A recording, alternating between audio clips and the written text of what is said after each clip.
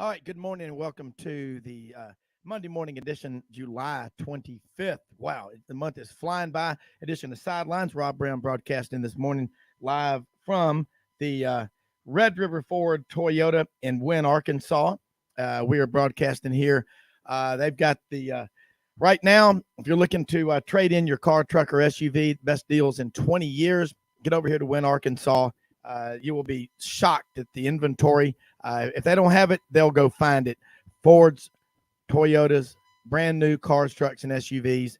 Wynne, Arkansas, RedRiverFordToyota.com. Let's get started real quick.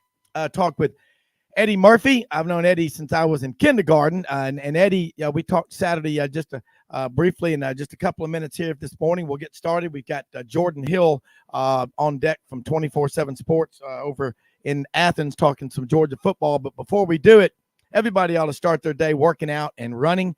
And the Eddie Murphy Classic is going to be held this coming weekend in Memphis. And tell people how they can buy tickets, how they can go and participate. And you also mentioned something about the 501c3. That's very important. Eddie, you there?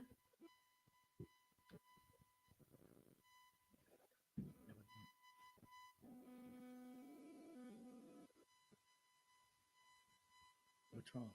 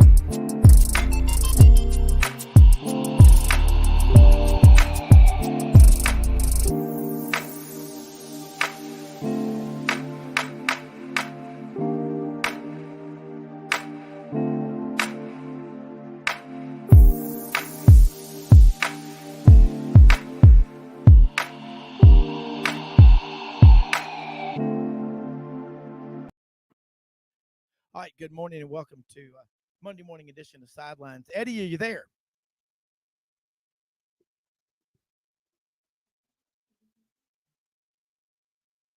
Eddie, are you there? Okay. What have you done? You've got.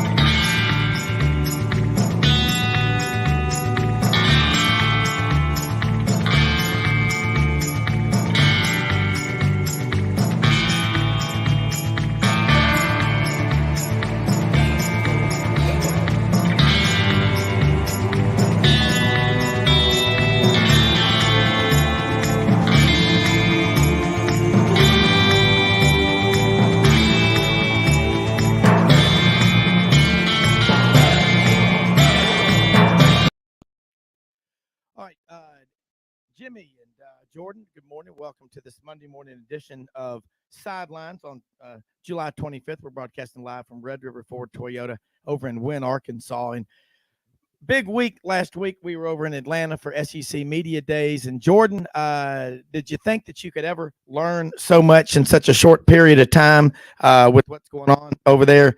And there wasn't any talk really about, I guess it's more about the SEC schools standing pat right now with expansion. But as far as media days go, I thought it was a logistical masterpiece to be able to pull it off, going from the South Tower, the North Tower, the Omni, connecting over there with the College Football Hall of Fame. But want to say welcome. Jimmy Hodge and I are glad to have you here with us this morning. I know you cover Georgia for 24/7 Sports, and you know what you're talking about. I watched you in action there in the main room, but I tell you, we're just, a week from today starting practice. So let's talk some college football. No NIL, no transfer portal, nothing but depth charts, X's and O's. Jordan, you there?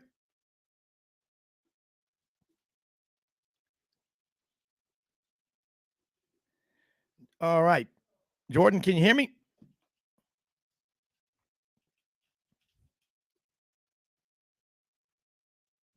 Okay, Jordan.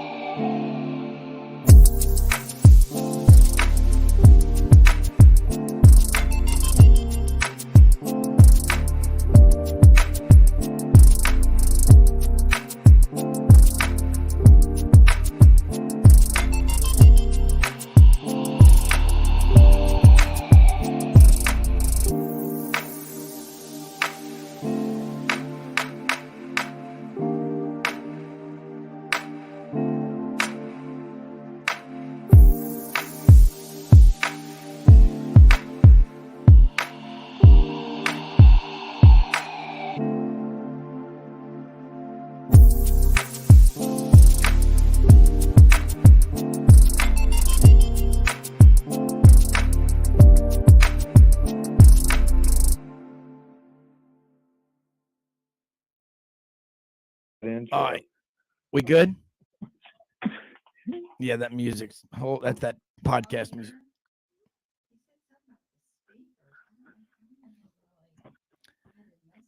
Okay.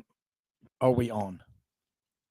No, not right now. Okay. Nigel to text me back. Y'all just hold on for just a second. I don't know what we're having.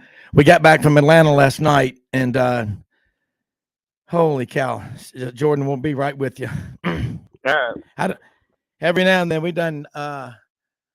This is 305 shows, I think, since August 2nd. So we every now and then something happens, but we're doing streaming now until we go off of a Google line. So let me just see what our web guys about to tell us where we are. So I apologize. No, that's all right. Okay.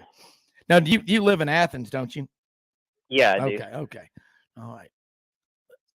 Something happened with the Google thing. Yeah, something happened. This is on Google's end. All fixed now. It's fixed? Okay.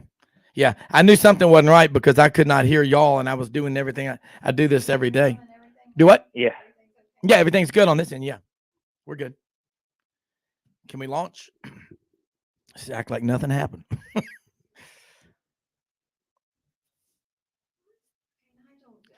I don't need a teaching moment. Just fucking fix it. Yeah. Okay.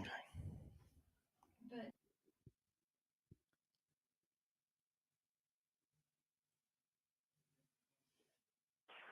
What's he saying? I mean, I never do this in Google Phone. I don't know what I can. What's he doing?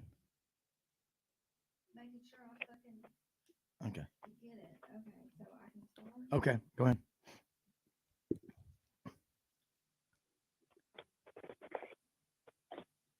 Okay, you're on. All right, good morning and welcome to the Monday morning edition, July 25th, 2022 of Sidelines. Rob Brown broadcasting live from Red River Ford Toyota in Wynne, Arkansas. We'll be with you as we are every Monday through Saturday, 8 to 10 a.m. Central, 9 to 11 a.m. east of the Chattahoochee. Jimmy Hodge is on with us and got a great show today. Let's get started right now. We'll go straight to Athens, Georgia, the classic city with Jordan Hill of 24/7 Sports, who covers Georgia in the second segment. Of course, we'll be joined by Lonnie Demaree of the Kentucky Sports Report. Section 3, we'll be joined by Franz Beard, GatorbaitMedia.com. And in the fourth segment, Wess Moore, ESPN 103.7 The Buzz over in Little Rock. Okay, so college football, sports, that's what we talk about every day. Jordan, it's getting that time, probably a week from today over in Athens. They'll be getting out there, not putting the pads on, but officially football practice will get started. And it's been a long time, maybe a little over 6 months since the national championship up in Indianapolis. Dog fans, that was great that night, but they want more, don't they? Oh, no doubt about it. And it's going to be really interesting just to see what this team can bring them. Last week at SEC Media Days, it was kind of sort of a milestone in the off season. Once you get through Media Days, the season's pretty much here. And, had a chance to talk to Kirby Smart, to talk to the players that were in attendance. And, they've really taken the stance that they're not defending anything. I mean, that the team from last year was last year. They lost a lot of players, lost 15 guys that were drafted.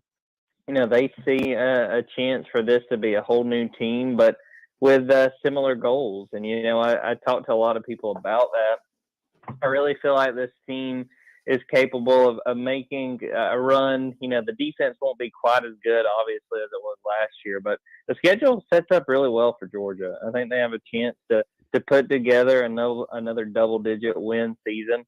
I think very capable of going undefeated, but it's going to be very interesting just to see how they go through fall camp and how we get ready for September 3rd when Georgia's playing Oregon.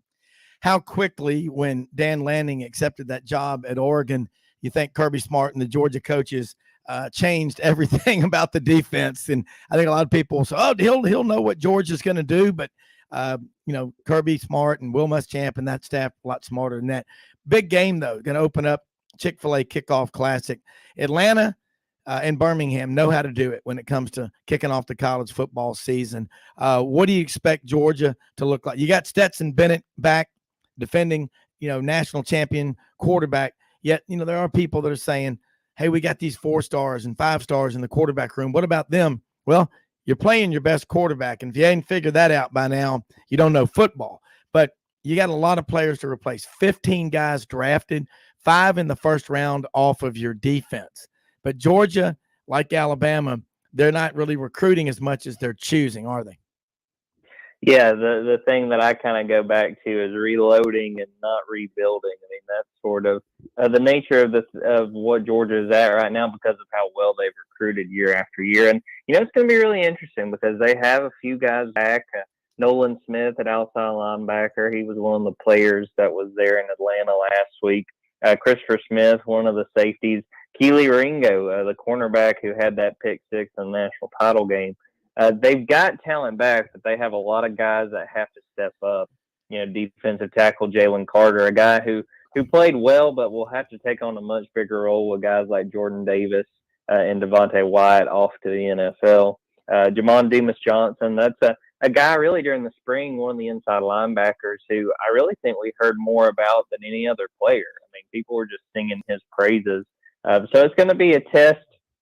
Even with Dan Lanning no longer on the coaching staff, you're going to kind of see how well some of the guys he helped recruit, how well they step up. I think that with the amount of talent they have, a point that Kirby kept making last week, which I think was a fair one and an accurate one, is that, they're not without talent. They just lack experience. And there's going to be growing pains because that's the nature of someone playing at this level and also playing the type of roles these guys are going to be facing, for the first time. There's going to be mistakes. There's going to be situations where, guys are learning on the fly and sometimes maybe learning the hard way. But a lot of talent still on this defense. And I think, still having Kirby, still having Glenn Schumann, who's one of the co-defensive coordinators along with Will Muschamp. Losing Dan Lanning is a big deal because I think Dan's a very good coach and a very good defensive mind. But they still got the guys on the staff that can put these guys in position to succeed. And it's going to be very interesting to me, especially, say, these first 3 or 4 games, just to see how these new faces kind of step up and take on these bigger roles. Yeah, and great defensive players. I was listening to Keo Spikes talking during SEC Media Days about Will Anderson Jr. When he gets up on the line of scrimmage, he looks and his mind moves so quickly. He looks for opportunities and he sees things that other players don't. Obviously, that's why he's going to be the first or second player taken in the draft. But Georgia's got guys like that too. And you think about Jordan Davis, came out of Charlotte, was probably a 3-star, more of a basketball guy, and played 35-40% of the snaps last year, but man, he forced people to do things they didn't want to do. And Georgia, I'm like you, Jordan. They've got so much talent, but they've got it where it matters the most, and that's on the front 7, 2 and 3 deep on defense. Jimmy, what do you got? Quickly. Well, when I look at this Georgia schedule for an SEC program and a team of that stature, it looks about as sweet as you can get. I mean, I think it's obvious they're going to be favored in every game they play, but at the same time, you can't predict injuries and that sort of thing. But looking at the schedule, of course, they get Oregon in the opener at the Dome and Mercedes-Benz, and you just got to think that just from your pure talent level that the Dogs are just going to be too strong. It could be competitive for a while, but I think they'll be fine there. The one game I see that most people wouldn't, maybe blink at twice is week 3 at South Carolina. And South Carolina has been a team in the past that showed they can slip up on the Dogs. And I am not a big Spencer Rattler guy. The last 2 years, he just did not play well at all against Texas. And I was just never on that bandwagon. But you never know, a change of scenery. And, of course, he was, the front runner, or considered the front runner for the Heisman going into last year. And, of course, Shane Beamer was on that coaching staff. So, obviously, he thinks that, with a change of maybe coaches and philosophies and the fact that he's really high on him could really help him reach his potential. And if he had one of those, let's say, Stephen Garcia games that Garcia had against Alabama way back in 2009, you never know what could happen. But overall, though, the Dogs have to feel really confident when you look at this schedule, because it seems like it's going to allow these very talented but inexperienced players from a game standpoint. It's going to give them a lot of time to develop, and it's not going to make the coaching staff feel like they have to rush them into being ready to play, combined with the fact that they're also going to have really good depth. The thing about that South Carolina game specifically, that if I was a Georgia fan, it's at noon. And noon in mid-September in Columbia, South Carolina is going to be brutally hot. So it's still going to be early in the year. Could have guys cramping, things like that. I think it's fair to just look at that game and say that could be a game of concern for Georgia. And then really, other than that, just looking at the schedule, to me, the most important stretch, if Georgia really is, looking at a chance to be undefeated, is November. They have Tennessee, which comes to Georgia.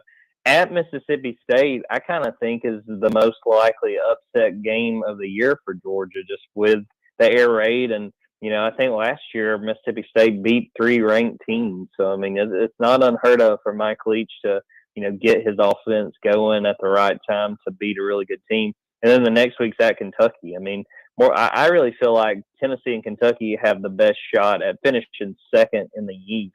And, you think about playing them that late in November, late in the season, you might be dealing with injuries. That stretch to me is going to be very crucial if Georgia does have a legitimate chance at going undefeated. Yeah, I agree that Mississippi State and Tennessee could both be very dangerous because if you'll remember, Will Rogers' first real start at Mississippi State 2 years ago was against the Dogs, and he was sensational. I think that Georgia won at 31-24. Daniels also, that was his first start at Georgia, had a great game. But it showed that, Rogers had the potential to be a tremendous quarterback, and now he's going to be entering 3 years as a starter. And with Tennessee, I mean, the year Hendon Hooker had last year after he became the starter was really impressive. And anytime you can put points on the board like Tennessee and Mississippi State can, they're going to be dangerous because in this day and age, you've got to score points, and they can score them in a hurry.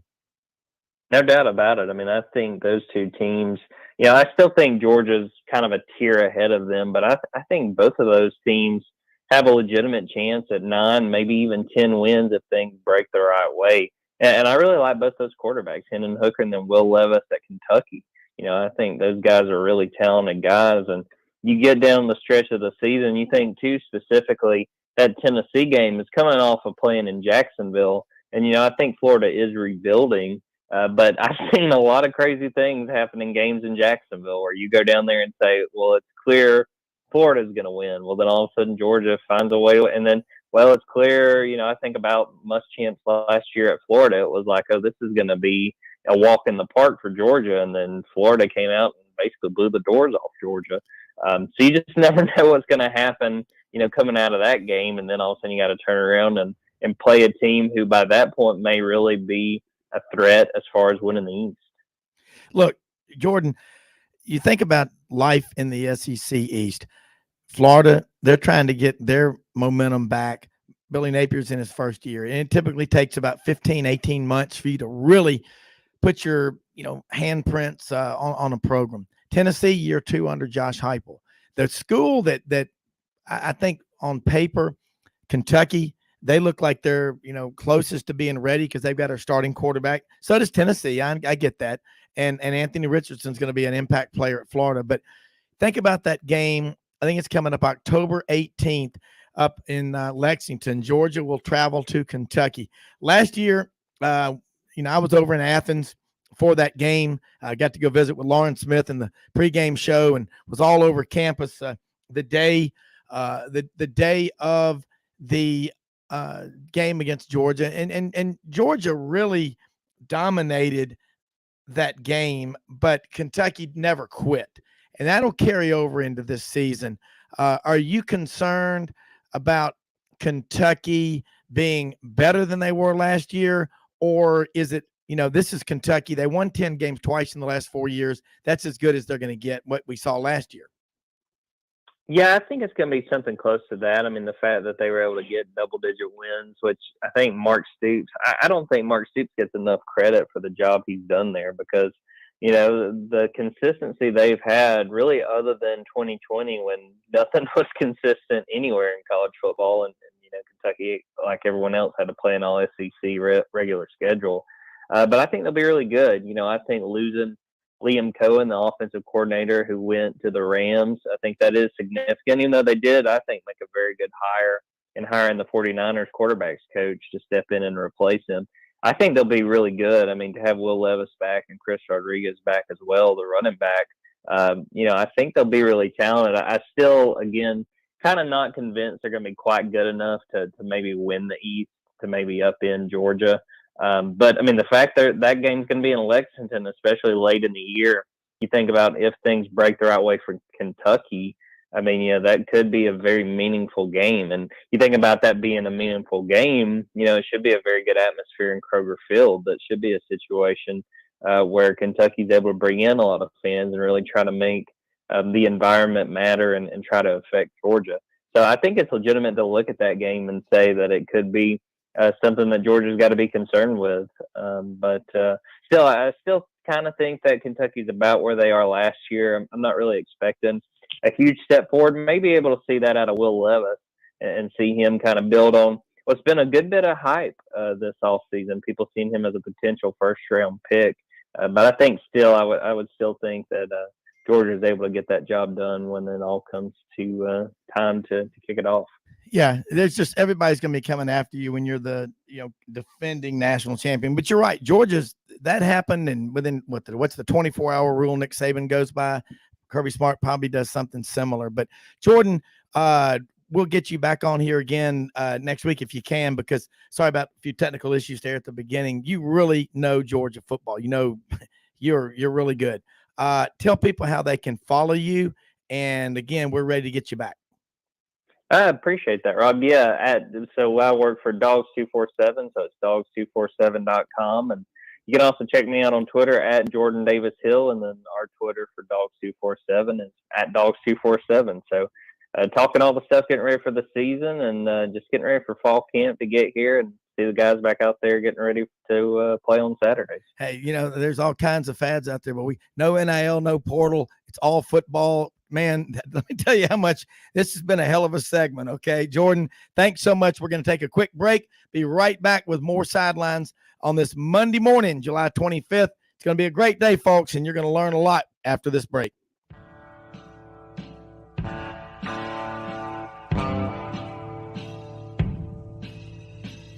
Kitchens and bathrooms make a home, and the design teams at Kitchens Unlimited know how to make kitchens and baths. They know it all because they have seen it all. Kitchens Unlimited has been designing and remodeling the Mid-South's kitchens and baths for over 50 years. Check out their showroom at 3550 Summer Avenue or visit them on the web at kitchensunlimited.net. If you have a crash, dent or ding, go to G.E. Patterson and BBG for Tom Martin's Body Shop. Come on down to Hewlett & Dunn Boot and Clothing Company, located on Historical Square in Collierville, Tennessee. Hewlett & Dunn is the second largest Filson dealer in the Southeast, stocked with Southern brands you know and trust.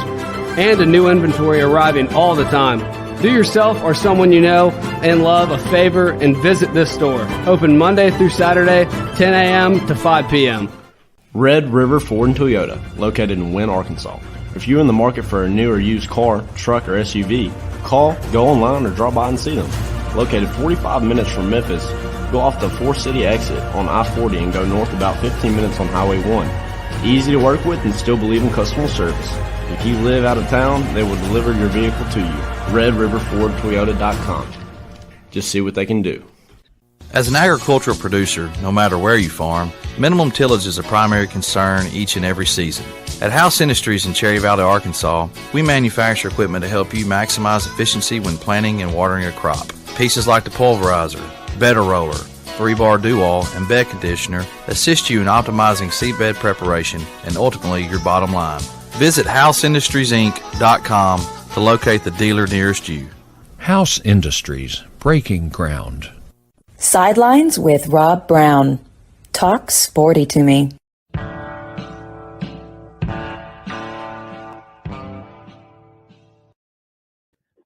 All right, Rob Brown back here with you. Second segment on this Monday morning, July 25th. With Jimmy Hodge and I having a great segment there with Jordan Hill. 24/7 Sports covers Georgia, talking football, depth charts, X's and O's, none of that portal or NIL stuff. Okay. Our next guest, met him down at SEC Media Days. He is a scholar. He's a journalist. 17 straight media days. Lonnie Demaree, Kentucky Sports Report. Looking forward to talking some Kentucky football with Lonnie. I tell you right now, about a week from today, practice starts. I know the players are probably ready to get out there. They won't be hitting people on the first day, but Kentucky football has grabbed the attention in the Bluegrass State, Lonnie. And I asked this question of Mark Stoops, who's in his 10th year there at Kentucky, and said, hey, what do you think about your program? You feel like Kentucky football is getting there when the fans get as angry after a football game loss as they do basketball?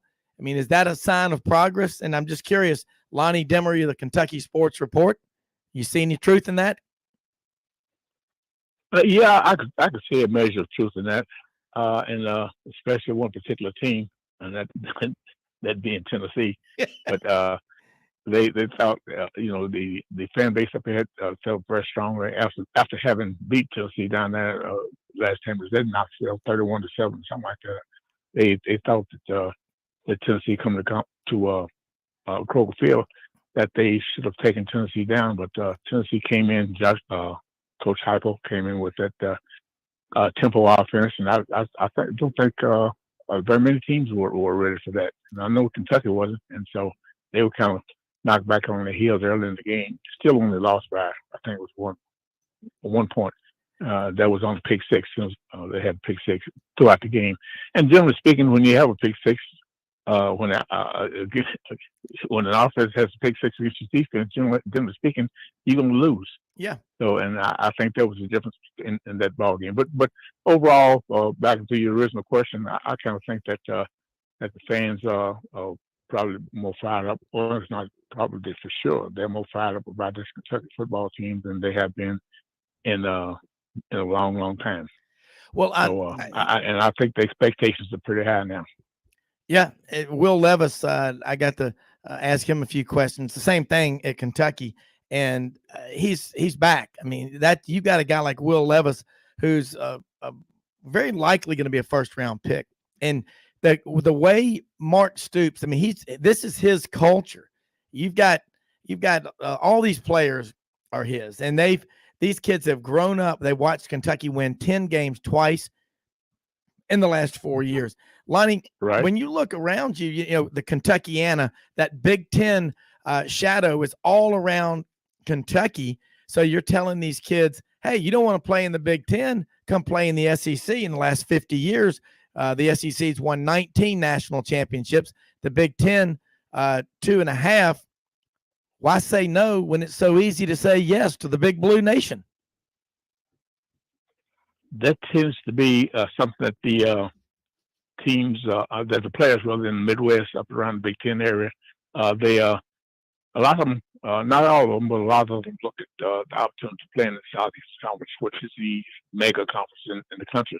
They think it's the best football going. The best football players, generally speaking, won't play against the best.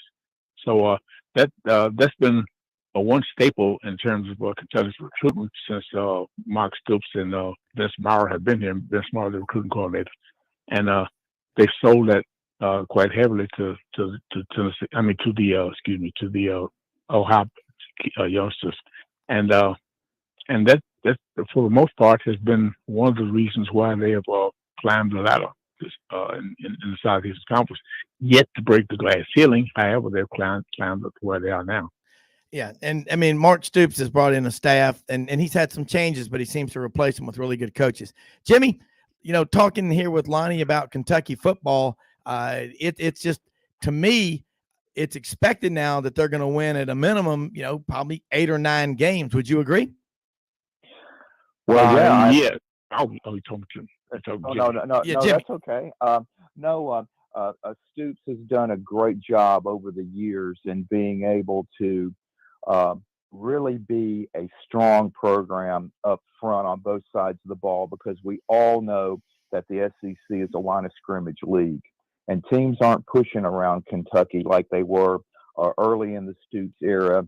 And again, he has done a great job of bringing coaches into his staff over the years, and recently on the offensive side of the ball with NFL experience. And what he's done there has just really been remarkable. But I wanted to ask, what do you think how big is that second game at Florida in the Swamp? Because when you look at the Kentucky schedule, if they can come out of there with a win, they got a great chance at being 4-0 going to Ole Miss.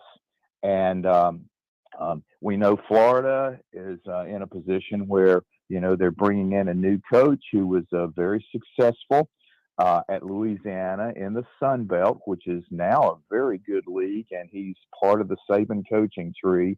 But in week 2, to me, it seems like it's a great time for Kentucky to catch them on the schedule because you've got an experienced quarterback, you've got an outstanding running back in Rodriguez, you've got a lot of experienced players, but are you getting a buzz around the program? Just kind of, you're obviously getting ready for the opener against Miami, but in the back of everybody's mind, do they really have that Florida game kind of circled? Is that a question for me? Yes. As you briefly alluded to about the trenches on both sides of the ball, that was a time from 1993 to 2012. Kentucky did not have a draft choice in the offensive line, not one. Had some on a handful on the defensive side, but not one on the offensive side. But since Mark Stoops has been there, he's changed that culture, and now they have created I guess you could say a moniker or reputation or whatever of being the Big Blue Wall, this is called themselves, and that started, I'd say, back in around 2016 when they had Logan Stenberg as a sophomore, and who's now the pros with the short Lions. And the Alabama player said at that time that Kentucky was the most physical offensive line that they had faced all year. And so that tradition has grown and grown and grown to the point where now Kentucky stacks up in the offensive line as well as most teams in the Southeastern Conference. And so that is and taking that to Florida and to different places where they go on the road and are at home. That is the staple of this football team. And of course, with the 49ers coach and Rick Scangarello, he brings a versatile type of offensive approach. If you watch the 49ers game, in that he's the only coach in the NFL that used the fullback, and he has installed that at Kentucky. And but anyway, yes, that's a big game in Florida. Florida's somewhat in they're in a well, you know, it's a team like it's in a rebuilding mode, they're in a reload mode, I guess you could say. And so they have a good quarterback. Richardson he's a very good quarterback, and he's he's slated, I guess you could say, for a breakout season because he hadn't really lit it up big time, but we all know the kind of talent that he has. So that is what you said, a great game for UK to be able to go down and win. Yeah, we always talk about how important the quarterback position is in today's college game, and of course, Levis had an outstanding season last year, but we also know, especially in the SEC, you're always one play from having to possibly go to your backup because injuries are part of the game. We just don't know what position they will take place at or to which particular players and for how long they'll be out. So I'm curious about, how is Bo Allen coming along, because he was really highly touted out of high school. I think he's from Lexington Catholic.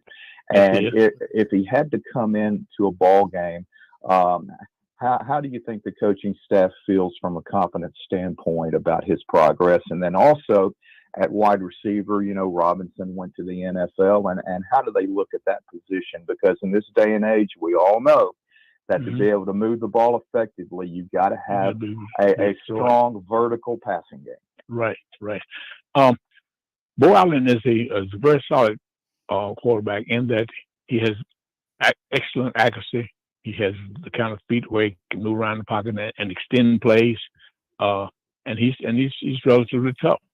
But of course, we know he's not a Will Levis at this point. But because he hadn't had the opportunity to get out there and try to prove that he's a Will Levis, it's not. But we'll have to wait and see. But I think he would be more of a manager type of quarterback. Guy come in and manage the game, not make mistakes, get the ball to the right people. You go through his reads and his check downs and all that. and get the ball in the hands of some of the pieces as you were asking about the wide receiver. Kentucky has got speed at the wide receiver spots now. They are not going to be a one-trick pony like they were last year with Wanda Robinson, which he was a pretty good pony. Yeah, but very good. He was outstanding. Yeah, but they're going to be able to spread it around with guys that get the ball in their hands, and of course the backs will catch more balls. So I think Rich Scangarello brings a very versatile, very should I say, I won't say complicated, but a type of offense that will put the ball in playmakers' hands. And I think Will Levis is really worked on getting use his checkdowns. They went to I think they went to the sky sometimes too many times, and that. But they had Robinson, so they felt like that he could get it done. But thereby came some interceptions that won't occur this year, I would say. Lonnie, when that statistic from 1993 to 2012, 20-year period, no Kentucky offensive lineman taken in the draft. That's right. That's incredible. And you compare that. Yeah, go ahead. I was going to say, look at all the outstanding running backs that they had playing behind that kind of line. Yeah. I can go through lists from George Adams to all the way down. Mark Hayes, Mark Logan, Ivory Joe Hunter, Derek Homer, Penner, Artus Penner. Yeah. And of course the guys that got now, but the guys that got now playing behind the offensive line. But back then they had strength, and all of these guys played in. They played in the NFL, and one or two had a couple coffee in the NFL. So that tells you that the kind of determination these guys ran, but they just didn't have enough players. That's all. They ran out of gas. Didn't have the kind of depth they needed. Not the running backs, but the rest of the team just didn't have enough depth to sustain some good games that they played in. Well, I mean, that statistic, Jimmy, it blows my mind, and it says so much about what Mark Stoops is doing. Go back to last year's game. Chris Rodriguez, who's another Georgia kid out of Eagles Landing Christian Academy in McDonough, Georgia, right out of I-20, right west of Atlanta. Went through there yesterday on the way back to Memphis. You look at him. You look at Cavassier Smoke from Wetumpka, Alabama. Why didn't Auburn and Alabama take him? It happens all the time. You can't get everybody. There's a lot of players down here. Kentucky's got a brand. They go down there. I'm sure they bring those recruits up. They go to a basketball game. I mean, we hadn't even started. We're not even talking about Kentucky basketball, which is the best brand in the country. And you probably have a little interest in basketball. Looking forward to having you on. We're going to get Glenn Waldrop on, who's from Owenton, Kentucky, with you in the future. When you're on here, you'll look talking to Glenn. He is a Wildcat, grew up, knowing Kaywood Ledford and Ralph Hacker, and just that culture up there, Lonnie. It's just amazing, bluegrass, bourbon, and the Wildcats. So now you look at this, the running back, Chris Rodriguez, last year against Georgia, I think he had 30 yards rushing. Look, who's going to run the ball against Georgia last year with that front seven they had? Nobody did all year. I mean, we saw statistics. Their defense piled up that we hardly ever see. And there's some things they did that had never been done before. What's different about Chris Rodriguez and that Kentucky Big Blue Wall this year compared to last year? Just your takeaway from, say, the offseason, spring practice and all, because we know one term that every coach is going to use when he talks about the offseason strength and conditioning program and the workouts is everybody's in the best shape they've ever been in, and we're excited and all. But you strike me as someone who's very cerebral, and we'll give an honest answer. But let's talk about that. As you talked about the Georgia defense, Alabama didn't run against them either. Yeah, for that matter. Nobody did. So, yeah, nobody did. Yeah, right. So it's very difficult.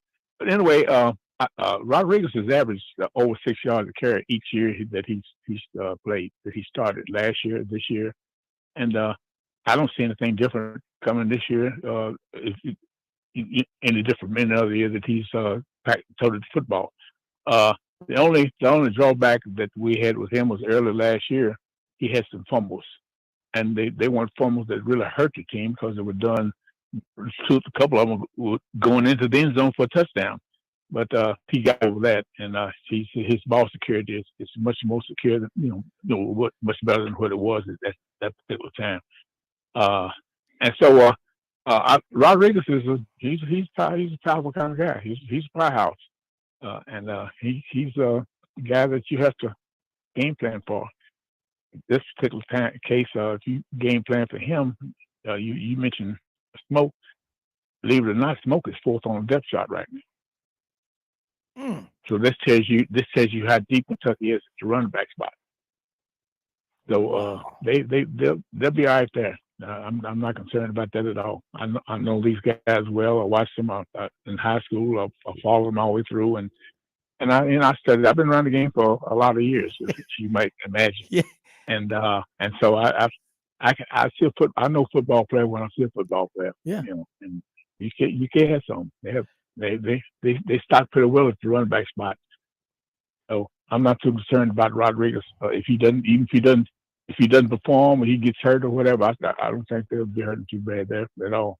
Well, you take a look. The depth chart in your running back room says everything about the talent on your team. If Cavassier is down at 4, that means you're deep. And also something that I really was impressed with was when Will Levis was talking about, he came from Penn State. He grew up in Needham, Mass, around Boston, big Tom Brady fan. Came from Penn State to Kentucky. He didn't know what to expect, and he really was embraced by the Kentucky fans. And he's part of this movement up there. I mean, you look at what Bruce Pearl's doing at Auburn in basketball, and Auburn, has had it before with Sonny Smith and Cliff Ellis and stuff. But here it is. Right. But it is an all-in culture. Again, we were in Athens last year for the Kentucky-Georgia game. Man, the Big Blue Nation, they travel. And you're talking about, they have not had the football, success in the last 20 or 30 years that Georgia's had, or Florida or Tennessee. Right. So their fans are chomping at the bits. I'm curious how much, like Kroger, obviously is headquartered in Cincinnati, but the donors, I'm an AM radio junkie, Lonnie, and so is Jimmy, listening to WLW AM 700, with Kaywood Ledford and Ralph Hacker, Ashland Oil, your Kentucky, coal miners. There's a lot of money up there. Kind of paint a picture for our listeners of the supporters and some of the big boosters that Kentucky has, because that's a far reach and a very powerful brand. Well, I would just point up one particular thing. It's probably multifaceted in a way. I don't think there's near the kind of money in Kentucky as there is in Texas, for instance. But anyway, nevertheless, let's go back to what your original question. You look at the Joe Kraft Training Center. That's a $50 million facility that was put together with coal money, and that coal money was always dedicated to basketball. Joe Kraft never thought about not I guess in his wild imagination putting that kind of money into football, but he did. He was convinced in doing that with Mark Stoops and Mr. Barnhart and some others that some other movers and shakers, I guess you want to call them. They got him involved, and they getting ready to do the stadium. The field house inside, and they're getting ready to do that and make it all football rather than multi-purpose. And so they put money. They spending money. As the old saying goes, if you look around, you don't see a crane on the ground, you fall behind. Yeah. So I think that that is I don't know how this. We getting ready to get into something we don't want to talk about. But anyway, I don't know how that's going to work. It's all going to shake itself out. But I think that the momentum and the enthusiasm for the program and the expectations. Of course, you may not know this, but UK fans, there's always been UK's always traveled well. When they started going to their first bowl games, Music City Bowl, that was one of the reasons why Music City Bowl brought them there. Yeah. And they broke the record there, and then come back next time and broke their own record at down in Nashville. So they've always traveled well.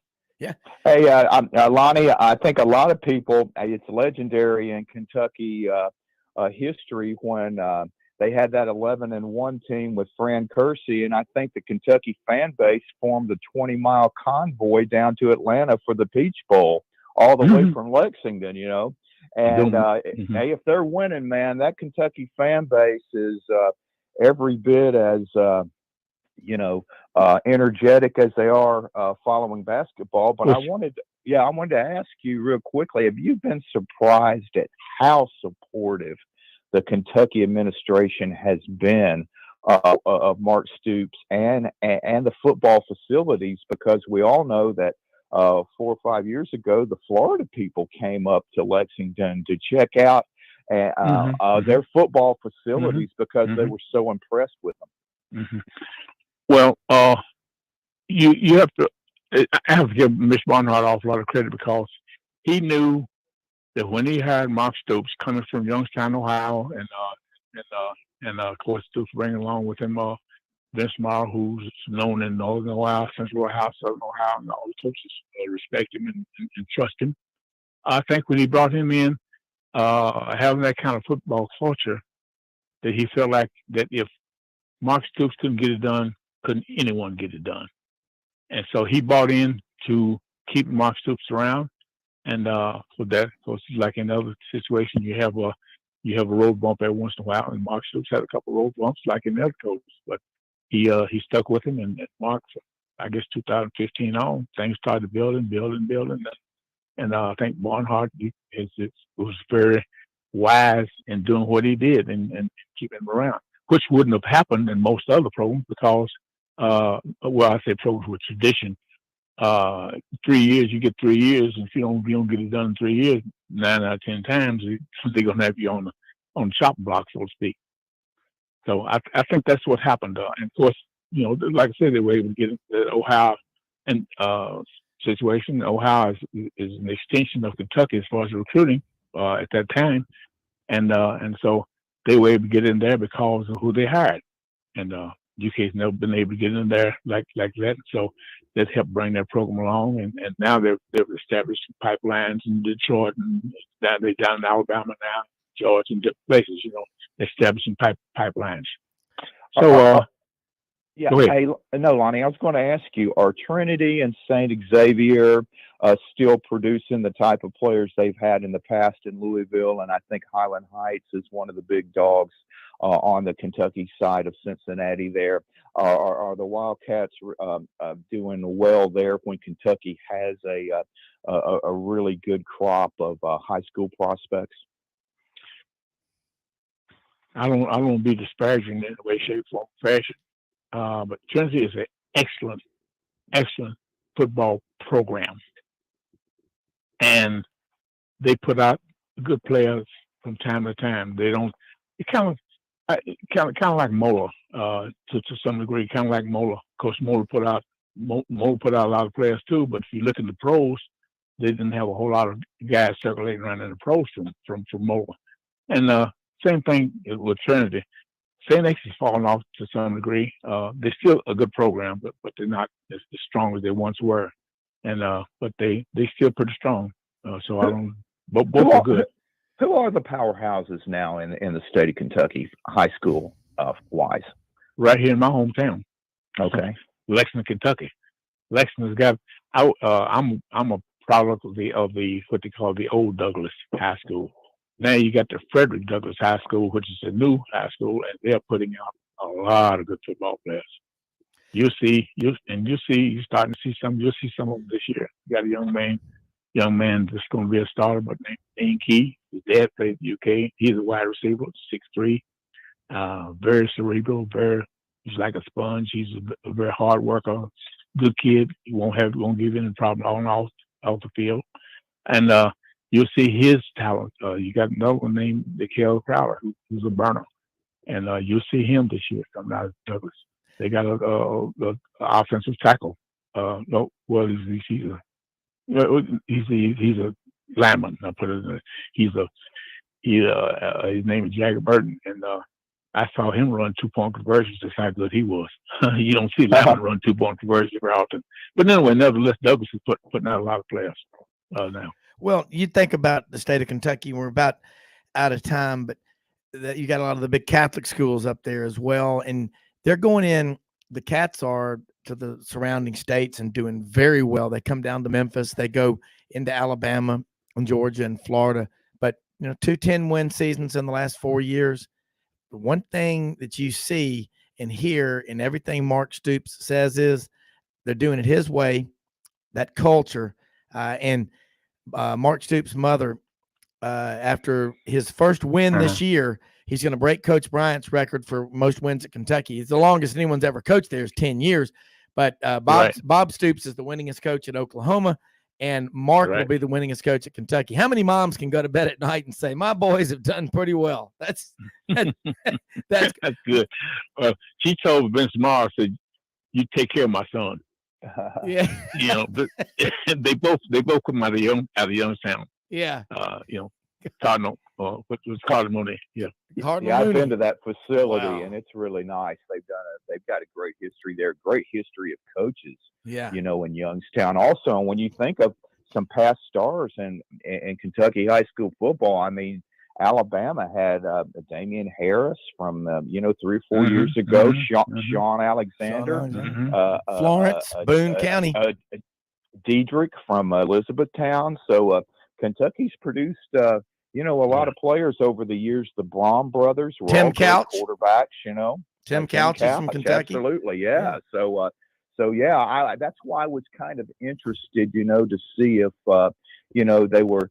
Kentucky was doing well in producing Division I players. Obviously, in your biggest population areas, it makes sense that Lexington would be a growing area, and with new high schools. Jimmy, we're up against the break, but I was going to say, no, I'm with you, and Lonnie, we got to get you back on. And Glenn's going to go wild when he's on with you because he's a Kentucky cat for life. But tell people how they can follow you, because you put out information on the Kentucky Sports Report that we all need to be reading. Right. Do that, because I'm not a prolific writer in terms of article after article after article, but when I do put one out, I like to think it's pretty inclusive. So that's pretty much where I'm at right now. And gentlemen, what is the radio station, TV station I'm on right now? Well, we're on Sidelines.live Monday through Saturday. And then radio Fox 98.3 FM in Central Alabama on Saturdays. And then 680 The Fan in Atlanta.com, the podcast park. We go over there.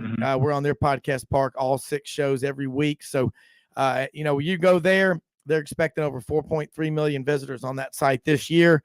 So that's a good trend, but we get out in front of a lot of people. But we've been doing this.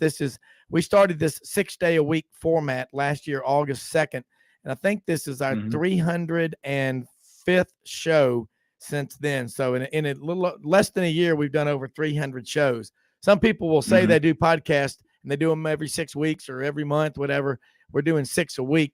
And 6 a week, yeah. So we love doing it. Listen, it's all about true grit journalism.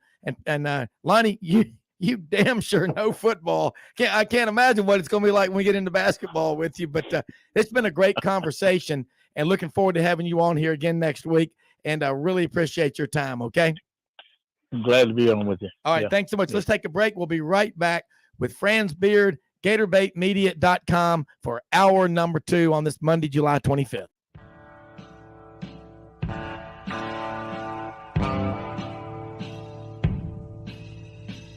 Kitchens and bathrooms make a home, and the design teams at Kitchens Unlimited know how to make kitchens and baths. They know it all because they have seen it all. Kitchens Unlimited has been designing and remodeling the Mid-South's kitchens and baths for over 50 years. Check out their showroom at 3550 Summer Avenue or visit them on the web at kitchensunlimited.net. If you have a crash, dent or ding, go to G.E. Patterson and BB for Tom Martin's Body Shop. Come on down to Hewlett & Dunn Boot and Clothing Company, located on Historical Square in Collierville, Tennessee. Hewlett & Dunn is the second largest Filson dealer in the Southeast, stocked with Southern brands you know and trust. And a new inventory arriving all the time. Do yourself or someone you know and love a favor and visit this store. Open Monday through Saturday, 10 a.m. to 5 p.m. Red River Ford and Toyota, located in Wynne, Arkansas. If you're in the market for a new or used car, truck, or SUV, call, go online, or drop by and see them. Located 45 minutes from Memphis, go off the 4-city exit on I-40 and go north about 15 minutes on Highway 1. Easy to work with and still believe in customer service. If you live out of town, they will deliver your vehicle to you. RedRiverFordToyota.com. Just see what they can do. As an agricultural producer, no matter where you farm, minimum tillage is a primary concern each and every season. At House Industries in Cherry Valley, Arkansas, we manufacture equipment to help you maximize efficiency when planting and watering a crop. Pieces like the pulverizer, bedder roller, 3-bar do-all, and bed conditioner assist you in optimizing seedbed preparation and ultimately your bottom line. Visit HouseIndustriesInc.com to locate the dealer nearest you. House Industries, breaking ground. Sidelines with Rob Brown. Talk sporty to me.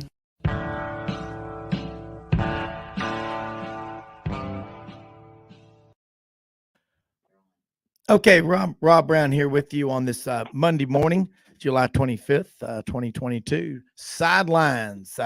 Great segments there in the first hour. That was Lonnie Demaree, Kentucky Sports Report up in Lexington. First time we've had him on. I met him at SEC Media Days. Jimmy, I think we all will agree, he knows Kentucky. He knows football. That was like talking to a coach. That was a great segment. Kentucky Sports Report, Lonnie Demaree. Let's head now down to Gainesville, where it's already 98% humidity. The Mr. Humidity contest, the early leader is everybody in town. Franz Beard, GatorbaitMedia.com. And Franz, I was very proud and honored to be asked by y'all to work with you and just report what I was seeing, for the Buddy Martin show a couple of nights last week. That was a lot of fun. Got a chance to say hello and just meet Billy Napier for like a minute. And, he did well. And he's very proud of who he is, proud of his father, what he learned from him in coaching. He's got a great resume. He's won everywhere he's been. I mean, he won at Louisiana. I had 4 really good years there, 10, 11 win season last year, went back, coached his team in the bowl.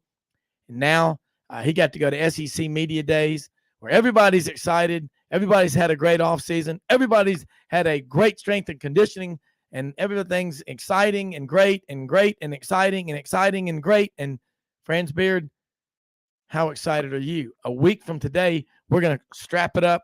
They're going to start practicing for the 22 college football season on the field. All those summer workouts, the captain's workouts, they call them. Those are over this time next week, and it's all about football. Aren't you excited? I had to say that. Well, it is. It's exciting at the same time depressing because it means the summer is already gone.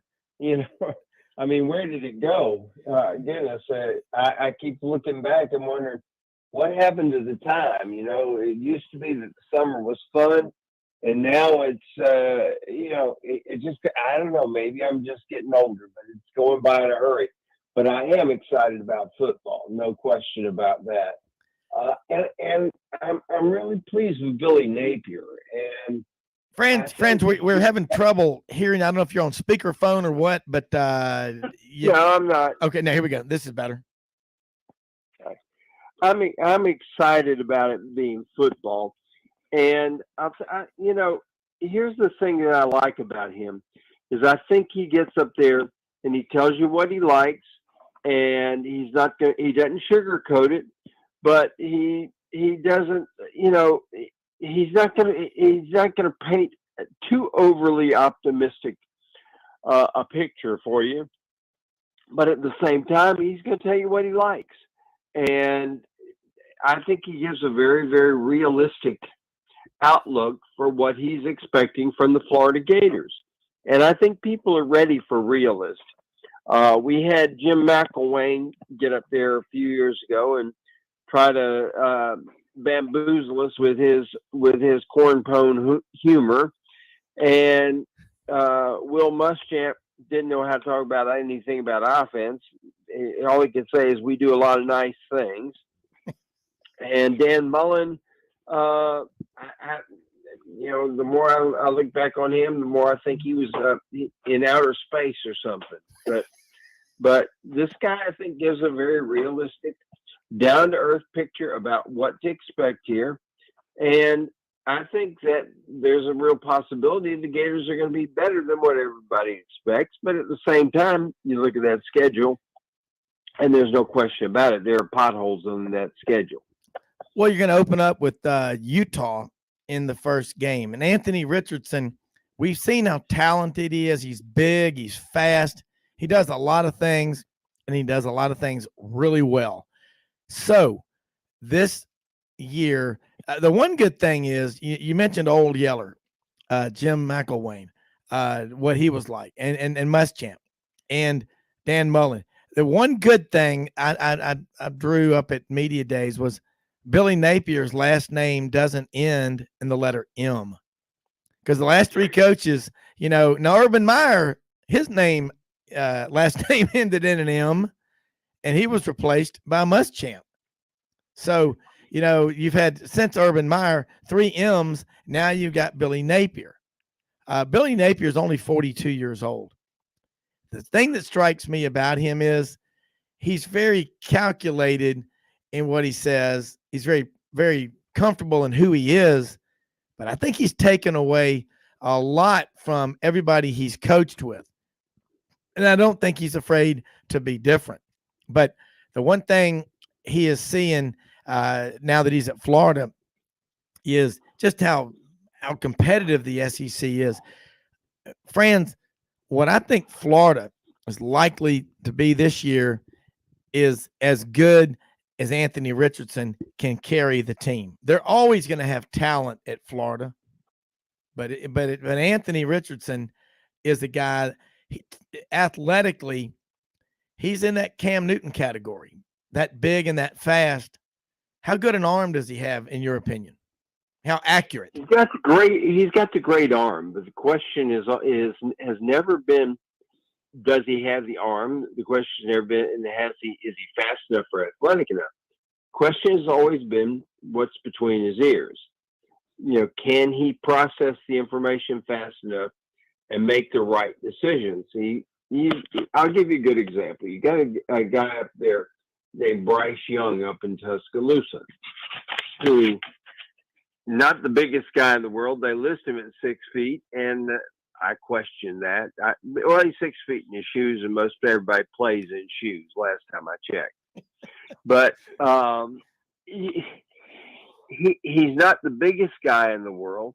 There are guys that have better arms than he has, but he is a great decision maker. He makes extraordinary decisions on the fly, and then is very, very accurate. Anthony has never shown that he's a great decision maker.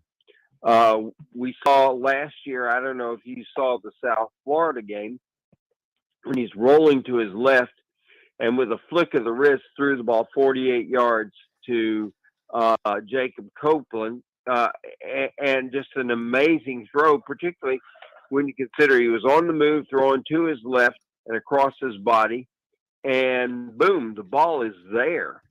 So we know what he can do, but the question is, can he do it with any kind of consistency? And does he process the information well enough to make the right decisions, again, on a consistent basis? And we don't know those things right now. Well, you think about Florida, Georgia to the north, and then in-state to your west, Florida State. They're trying to pull themselves out of the ditch. Now, Mario Cristobal is in his first year at Miami. He's come home. They've tried coach after coach to bring back the magic of the U. How difficult is this environment for Billy Napier in terms of rebuilding? They got their first ever player from IMG, and that might be one too many. I'm not a fan of IMG. I'm not a fan of these places where they take you away from your high school football team and you go down there and you're there with a bunch of other guys who are all me. I don't think you're going to see any stories about the great camaraderie and the bonding and the teammates. But as far as recruiting goes, there are so many players in Florida. I mean, right behind Texas and California. They're all there together, but Texas has more. But Florida, other than quarterbacks, produces the most wide receivers. It's just unbelievable. You would think that Billy Napier would have guys showing up on campus. What does he need to do that Dan Mullen and the previous coaches weren't doing? Well, the biggest thing he's got to do is he has to produce a product on the field that is accountable. And this is the thing that everybody says, well, Dan Mullen melted down. Yeah. And where he melted down was he did not have players who were accountable on the field. We can look back to Old Yeller, Jim McElwain. His luck ran out when the NFL defense left behind by Will Muschamp all went to the NFL. 2 years of great defense, and of course the offense never finished in the top 100 under Mac.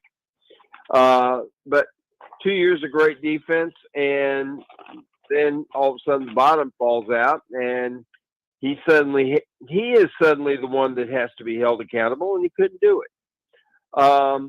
Muschamp, great defensive recruiter, but never had a really good staff, starting with the fact that he had Jeremy Foley thrust on him. He did not want Jeremy Foley. I mean, not Jeremy Foley. He did not want Charlie Wise. He had Charlie Wise thrust on him, allegedly by Jeremy Foley.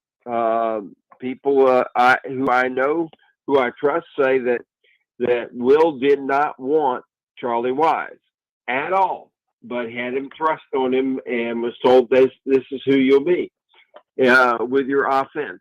And this is the second time that happened, because Ron Zook did not want Ed Zonbrecker either, and he got stuck with him. Ron Zook wanted Larry Fedora from the beginning, and had Larry Fedora been the offensive coordinator from the beginning, I think the whole story would have been different for the University of Florida and Ron Zook.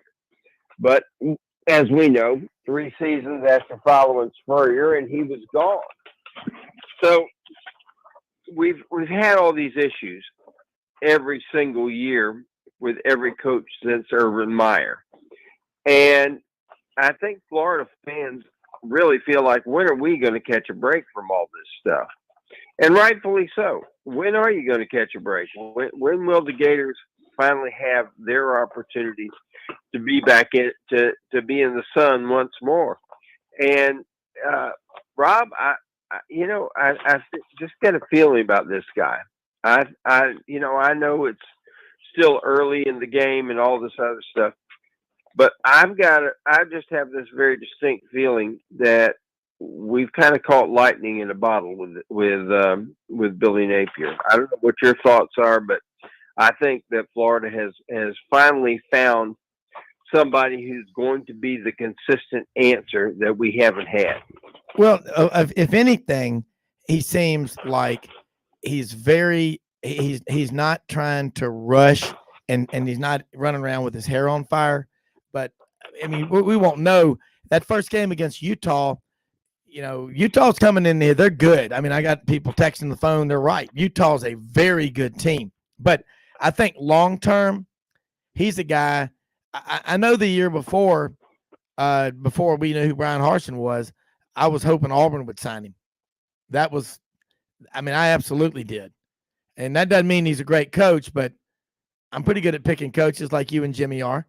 I think he's going to be successful long-term. Just got to remember, he wouldn't be there if the previous coach was doing everything right. That's just how it works. Jimmy? Well, I think when you talk about McElwain, I thought he cut his own throat by how poorly he handled the Will Greer situation and basically just ran him out of town. And then after that, they just didn't have any quarterback play. That was the quality that you have to win in this league. And then, with Zook, I mean, if you're not going to be able to name everybody you want on your coaching staff, you shouldn't take like a job like Florida to begin with, because it's hard enough to win this league anyway. And if you can't pick your own coaches, I realized he had never been a head coach at, the Power 5 level before, but still, you have to have your guys. I mean, ask Brian Harsin last year when, I guess he had the latitude to pick his own coaches, but I think he did it maybe to please some other people rather than making that choice from what he felt deep down was the right one and bringing in his coordinators. And now, he's got the guys he wants, and now it's up to him to get it done. But, it's, again, a situation where I'm sure Napier was not going to allow that to happen. He was going to have total control over his coaching staff. He obviously, learned that from the Saban process. But what do you feel after watching a spring practice and now you're a week away from preseason camp starting, what the mood, the atmosphere is around the town, and the confidence that, Napier's system is going to be successful in the long run? I believe that the overall mood is very, very good and ready for him. My question is, there are certain alums who are never going to be satisfied, and it reminds me a lot of where Auburn is. Everybody knows that there's a lot of talented players always at Auburn. It is Auburn University after all, and they always have talented people. And they've had a situation at Auburn for years in which the alumni are, let's just say, far too involved. Would that be a safe way of putting it, Jimmy?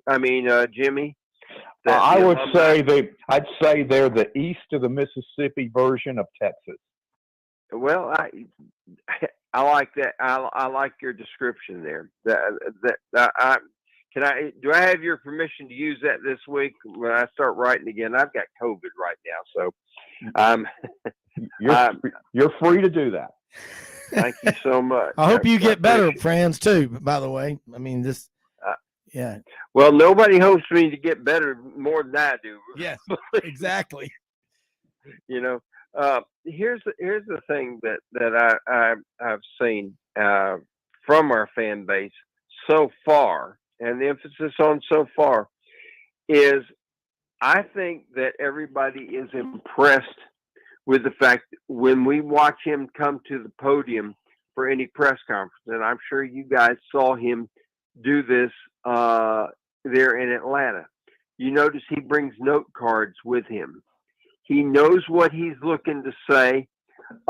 He's got his observations down there. He's not a guy, he's not going to try to throw you with stories about his dog Clarabelle. And he's not going to, he's not the second coming of Richard Pryor up there on the stage with one or Rodney Dangerfield with one-liners and everything like that. He is not going to do that at all. Now, what he is going to do that you're going to hear is he's going to give you a very comprehensive answer to any question, and it's going to be well thought out. Again, he's not going to wow you with what they'll say. You can kill them with kindness, or you can bamboozle them with BS. Well, he's not going to do any of that stuff. What he is going to do is he's going to tell you exactly what he thinks, and he's going to paint what he thinks is a realistic picture. And he's very well organized about it. And I think if there's a reason why people are so optimistic that he's going to get the job done, it is the fact that he does seem so well organized. He does seem to be a guy that knows what to expect, what he's looking for, and knows how to get it out of his people. You mentioned having his coaches there. Scott Strickland, Jimmy, gave him the latitude to bring in the guys he wanted. And you look at this coaching staff, and okay, let's start on the defense side. Patrick Toney, coaching the safeties, who is a disciple of Roberts and that defense.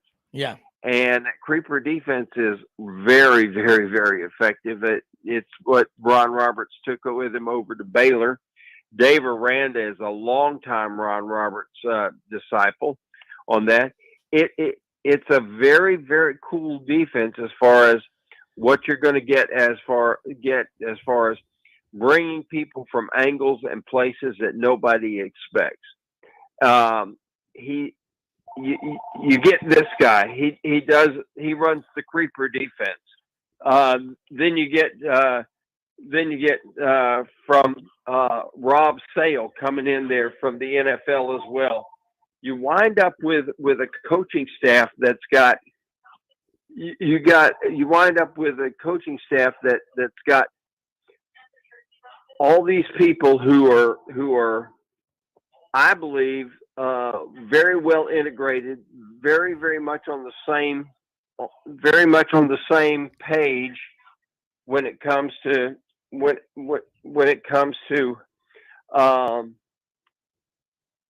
they accomplish and stuff like that. He's still the quarterbacks coach there from LSU.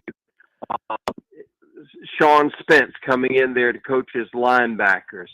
The whole scheme defensively is very well integrated. Over on the offensive line, he brings in, again, Rob Sale from the NFL and Darnell Stapleton with him, a guy that started in the Super Bowl.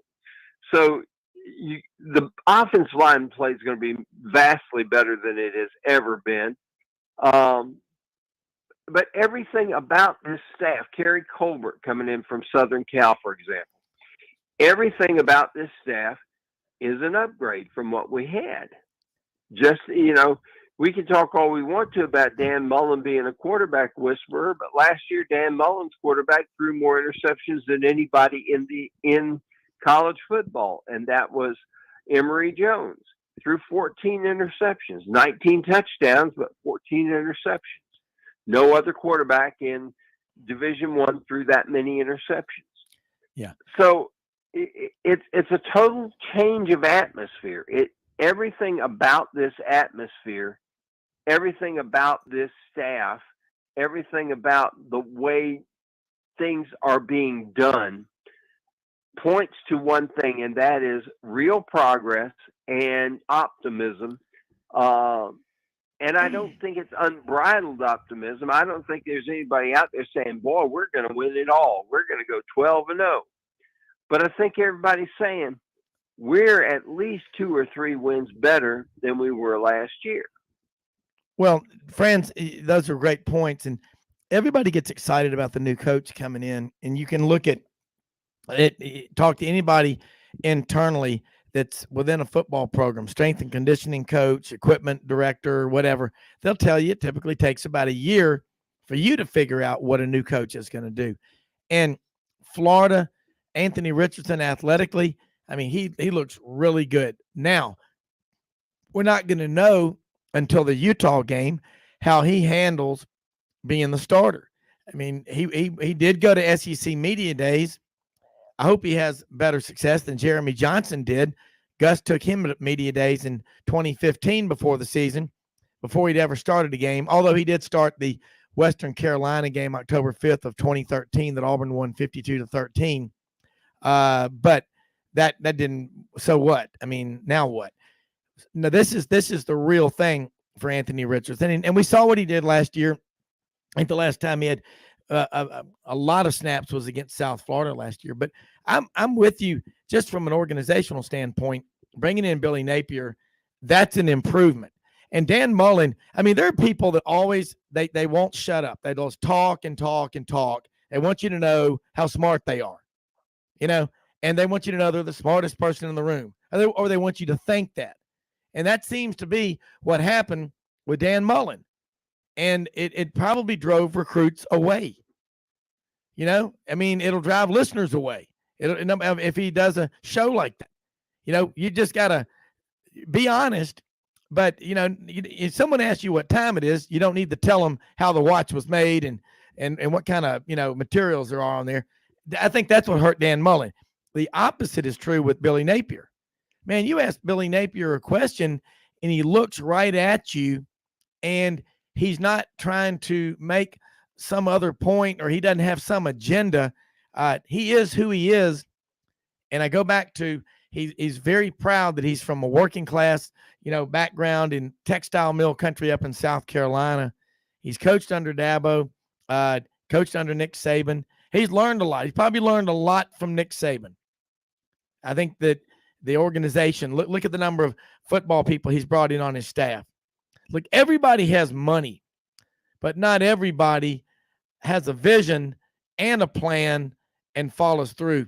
So far, Billy Napier's following through on what he says he's going to do.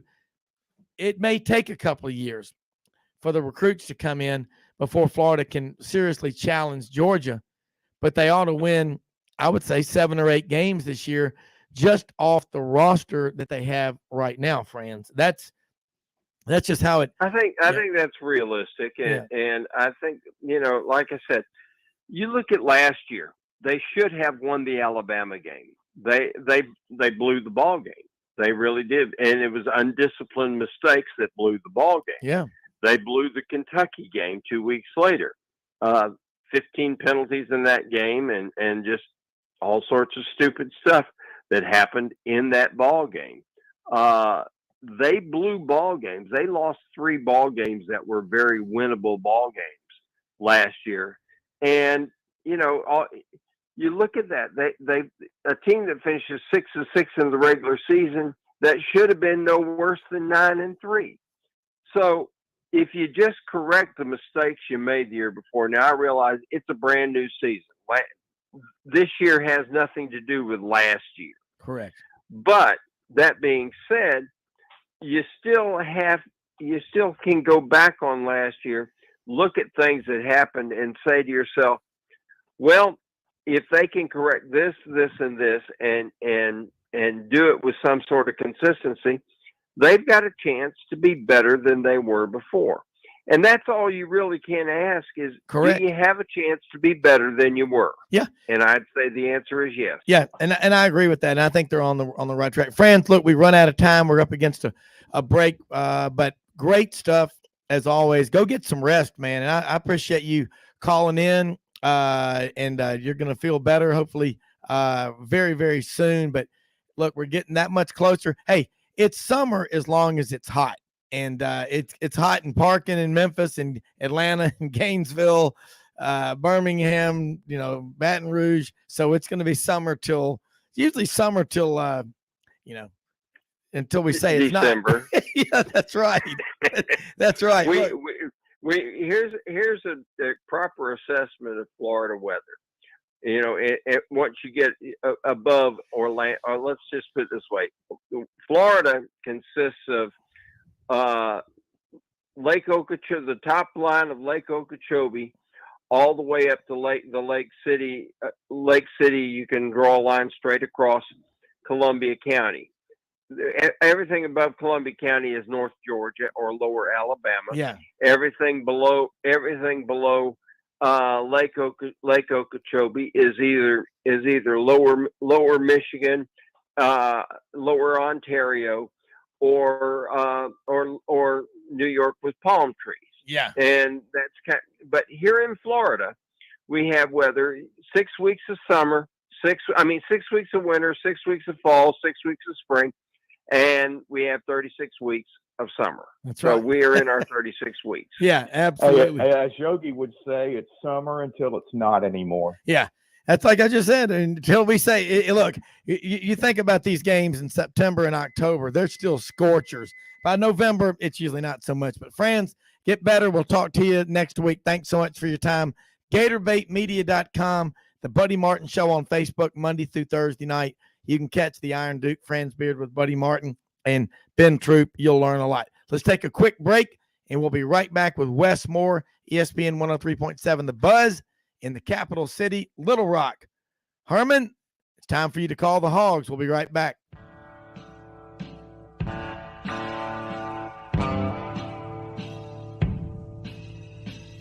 Kitchens and bathrooms make a home, and the design teams at Kitchens Unlimited know how to make kitchens and baths. They know it all because they have seen it all. Kitchens Unlimited has been designing and remodeling the Mid-South's kitchens and baths for over 50 years. Check out their showroom at 3550 Summer Avenue or visit them on the web at kitchensunlimited.net. If you have a crash, dent or ding, go to G.E. Patterson and BB King for Tom Martin's Body Shop. Come on down to Hewlett & Dunn Boot and Clothing Company, located on Historical Square in Collierville, Tennessee. Hewlett & Dunn is the second largest Filson dealer in the Southeast, stocked with Southern brands you know and trust. And a new inventory arriving all the time. Do yourself or someone you know and love a favor and visit this store. Open Monday through Saturday, 10 a.m. to 5 p.m. Red River Ford and Toyota, located in Wynne, Arkansas. If you're in the market for a new or used car, truck, or SUV, call, go online, or drop by and see them. Located 45 minutes from Memphis, go off the 4-city exit on I-40 and go north about 15 minutes on Highway 1. Easy to work with and still believe in customer service. If you live out of town, they will deliver your vehicle to you. RedRiverFordToyota.com. Just see what they can do. As an agricultural producer, no matter where you farm, minimum tillage is a primary concern each and every season. At House Industries in Cherry Valley, Arkansas, we manufacture equipment to help you maximize efficiency when planting and watering a crop. Pieces like the pulverizer, bedder roller, 3-bar do-all, and bed conditioner assist you in optimizing seedbed preparation and ultimately your bottom line. Visit HouseIndustriesInc.com to locate the dealer nearest you. House Industries, breaking ground. Sidelines with Rob Brown. Talk sporty to me.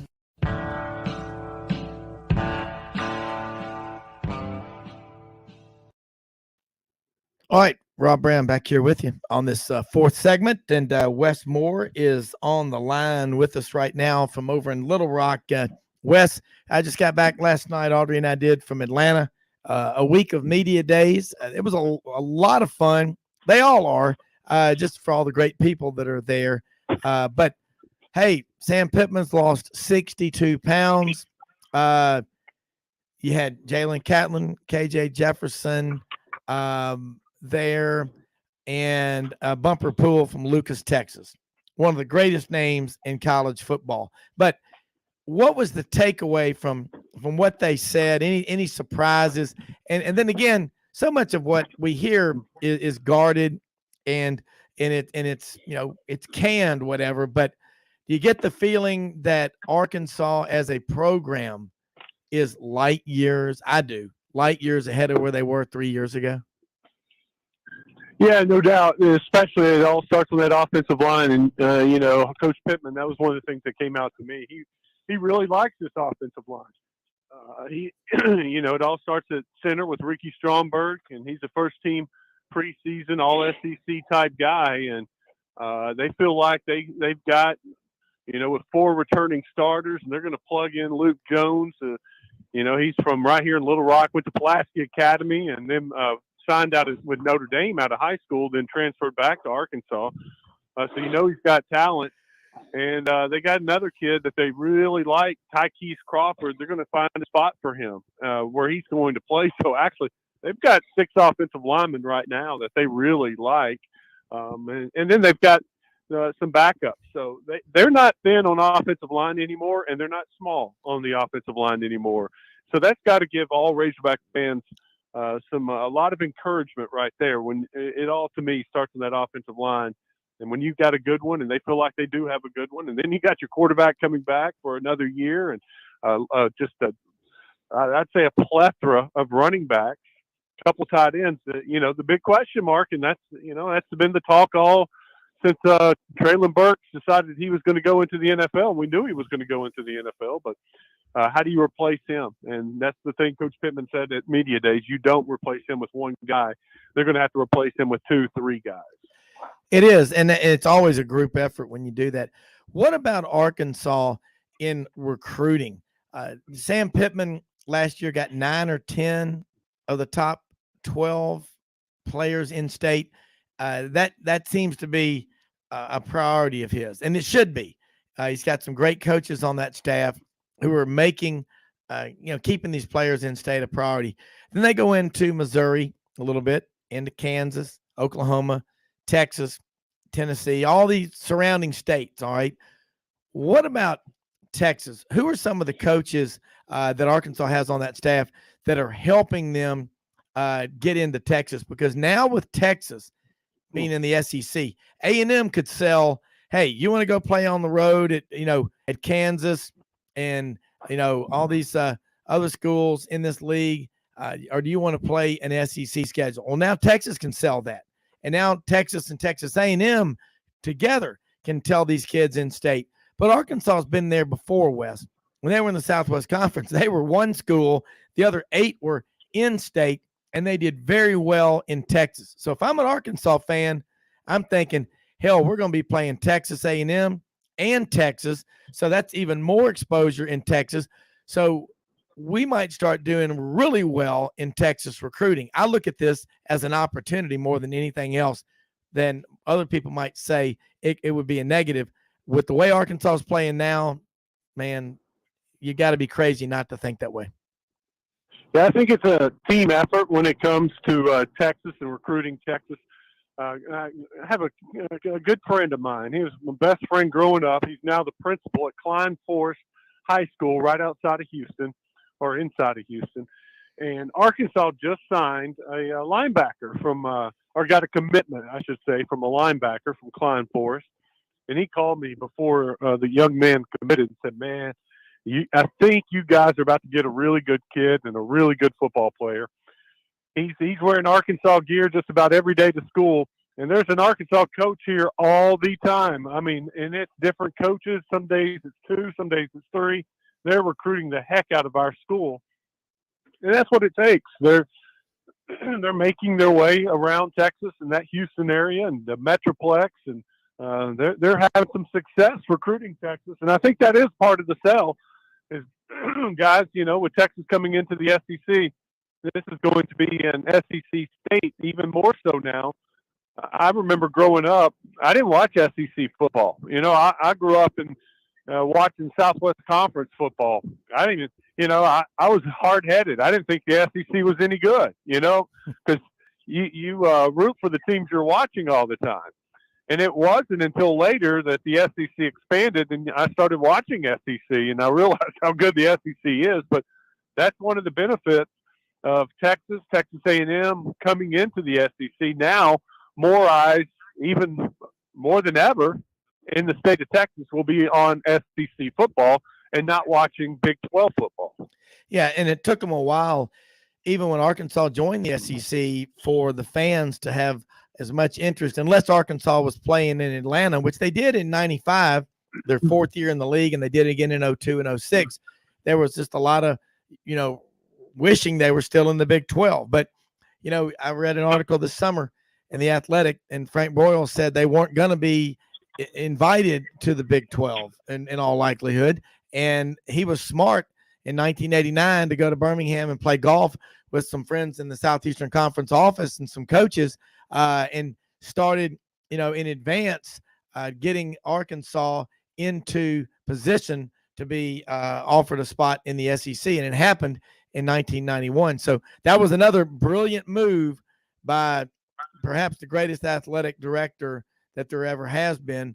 If you start looking at all the business deals he set up for the coaches and how he got all the powerful, wealthy families in Arkansas together, all rowing in the same direction, that, while people in Arkansas call Frank Broyles, the great one, Big Daddy, whatever. But that was a brilliant move. Jimmy, jump in this conversation. I know you have some questions for Wess Moore.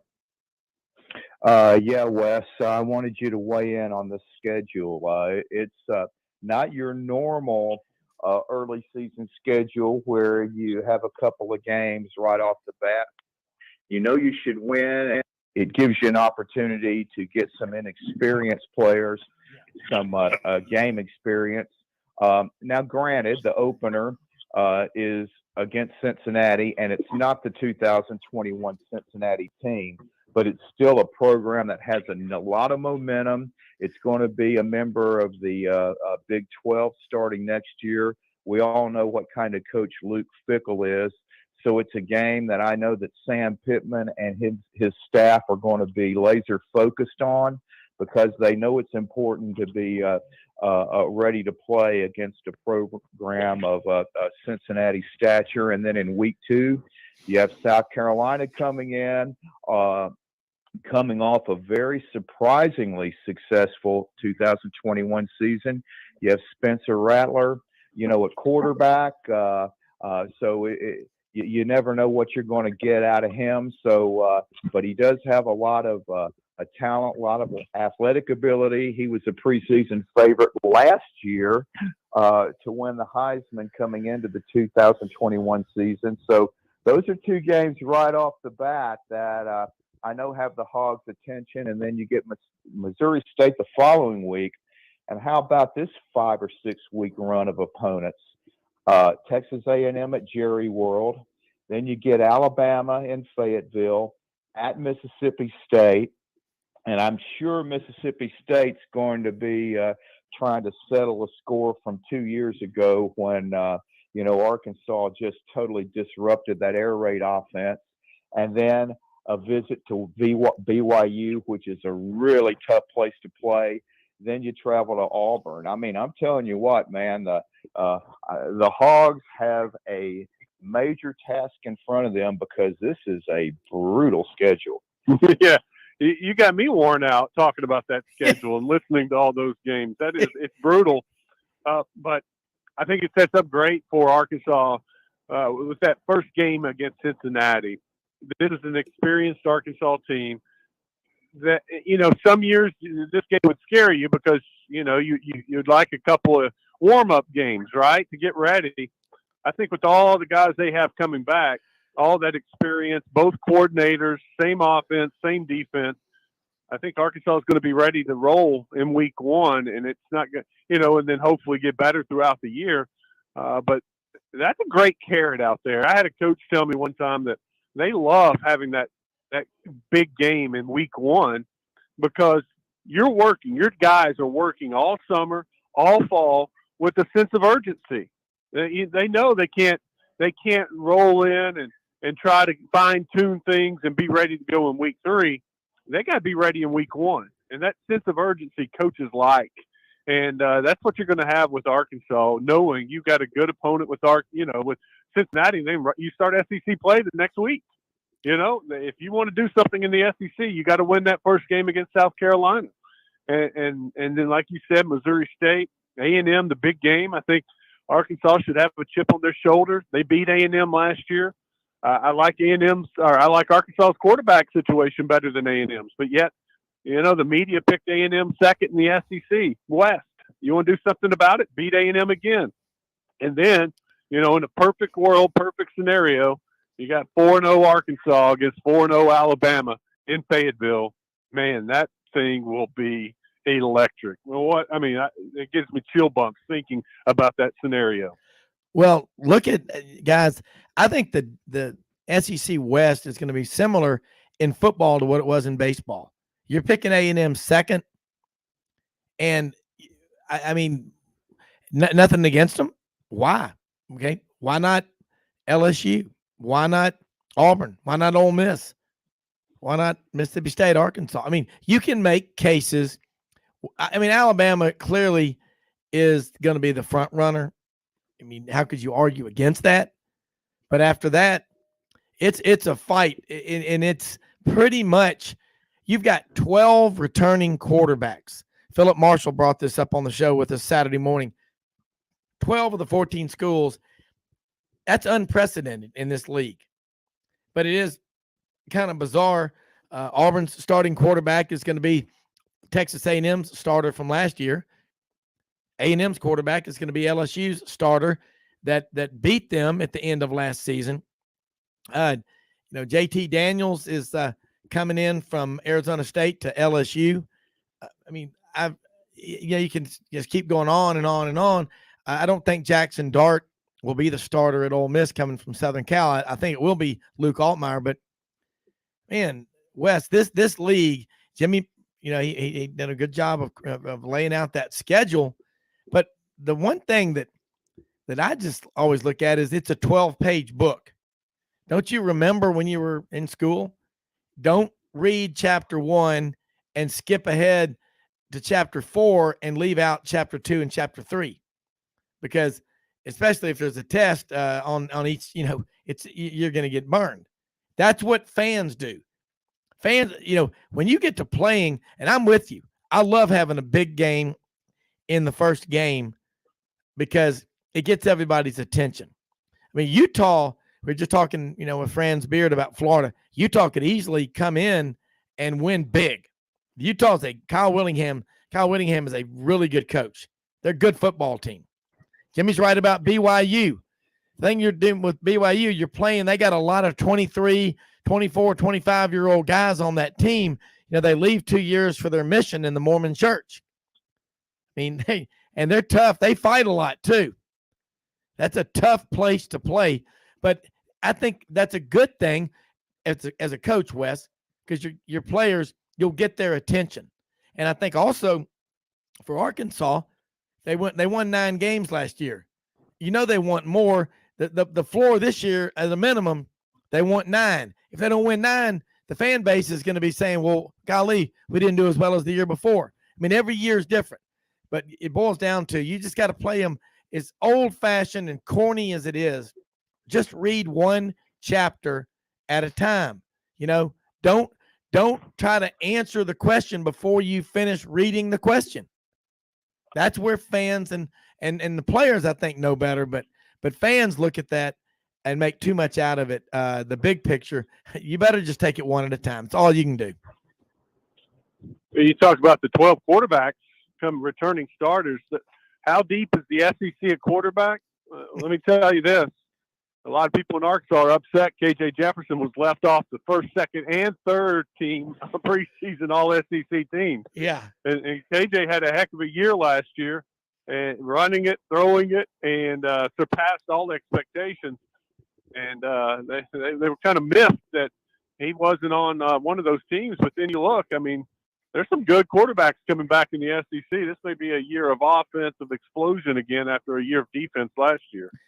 Yeah. I mean, there's defensively, everybody in this league knows you've got to be able to do it. But another interesting statistic, I think last year, Alabama was about 105th in yards on first down. But they had John Mechie and they had Jamison Williams as receivers. They had Bryce Young as a quarterback and won the Heisman Trophy, and they were able to overcome that. But at the end of the year, they had one healthy running back, scholarship running back in the running back room. So that's a wild statistic. Last year, Alabama, think about that. They didn't do well on first down, but you got to be able to run the ball.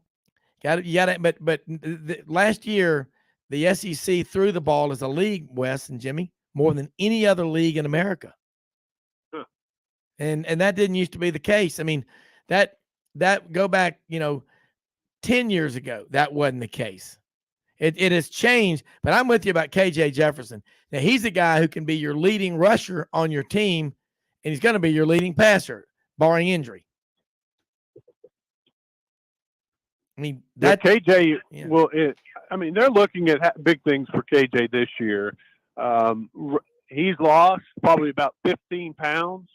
I know he's going to be a running threat, and especially in the red zone. They like to exploit that. But he's got plenty of running backs too. So last year it was kind of running back by committee, and I expect that the same this year. And so what ends up happening, you have 3 or 4 running backs with about 500 yards, 600 yards, yeah. and KJ ends up being your returning leading rusher from last year because, he took the majority of the snaps. So, yeah, he's got a chance again to lead the team in rushing and passing. Quite a stat. Yeah, it is. I mean, Jimmy, got time for another question? I know Wes has to get off about 5 till. Yeah, well, Treylon Burks had such a monster season last year, and I'm curious about how you feel that the Hogs are going to be able to replace that production, not only at the wide receiver positions, but also are they going to be a little bit more versatile and maybe try to get the ball out in the flat to their backs where they're in space in one-on-one situations in the open field? Oh, no doubt. That's part of their plan. And they feel like, their running backs are really good at catching the ball. I mean, Rocket Sanders was a wide receiver in high school. And they got him to campus, and they realized what a special talent they had in him. They moved him to running back, but they used him a lot as a receiver in the flat. They feel like they get him the ball in space. Watch out, because he can fly, hence the name Rocket, right? But that's not going to change this year at all. And then, at wide receiver, it's like Coach said, there's 3 or 4 guys that they feel really good about. Can one of those guys be the number one guy? And that's the biggest question. Keytron Jackson came in last year as a freshman and showed some glimpses of being a number one receiver. And then they went to the portal and got Matt Landers and Jaden Hazelwood, of course. That's the guy I would say most Razorback fans feel like will be their number one guy because he's done it, at the Big 12 level at Oklahoma and had some nice stats. And, injury cost him some time. But if he's healthy, he's got the chance to be your number one wide receiver. And I told you guys about just maybe keep an eye on Malik Hornsby. Malik Hornsby's your backup quarterback, but he's probably the fastest guy on the team. He's put on a little weight, good weight, muscle, so that he can play some more wide receiver this year. And Coach Pittman made it clear at media days he'll be competing with KJ for that starting spot. Coach likes competition, and he's going to give Hornsby a lot of snaps and give him a chance. And he's got to be ready. It's the SEC. You got to have 2 quarterbacks, because very few teams are going to go through the entire season with only one, your starting quarterback. He's going to get dinged up. He's going to miss a series here or there. He may miss a game, or he could be out for the season. You got to be ready, have that number 2 ready. So they're going to get Malik Hornsby ready, and he's been in the program long enough that I feel, the only question mark with him is his accuracy on time after time after time. He'll make a good throw and then bounce one. He'll make a good throw and then throw it high. So that's what they've been working on with Malik Hornsby. But in the meantime, in the spring, they worked him in at wide receiver in several different packages, and he's explosive, guys. He can catch one, a little bubble screen and take it to the house. He's that fast. Or they'll run him deep and just tell him to go, and he'll outrun everybody. So Hornsby's one of those guys, and I asked Coach Pittman on the radio show not too long ago, is he a guy that you can get the ball into his hands, three times a week? And he's kind of laughed. He said, well, we better. We're counting on it. So, yeah. I mean, you do the math. If they throw the ball to him 3-4 times, 4 times a game, 12 games, that's 48 catches.